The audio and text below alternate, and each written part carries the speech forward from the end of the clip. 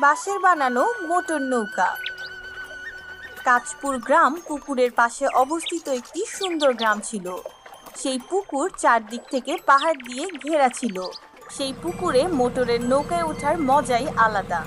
কাঁচপুর গ্রামে সুন্দরলাল নামের এক ধনী লোক থাকত। সে তার টাকার কারণে অনেক অহংকার করত।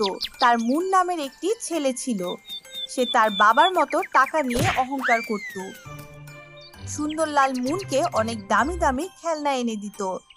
একদিন মুন তার বাবাকে বলে, বাবা বাবা, আমার একটা মোটর বোট চাই। হ্যাঁ হ্যাঁ বাবা, আমি তোমাকে সুন্দর একটা মোটর বোট কিনে দেব। এবং সুন্দরলাল মুনকে একটি মোটর নৌকা এনে দেয়। সে তার মোটর নৌকা নিয়ে পুকুরে যায়।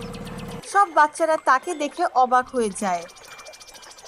মুনের মোটর নৌকা দেখে রামুর ছেলে কাশেম তার কাছে আসে এবং মুন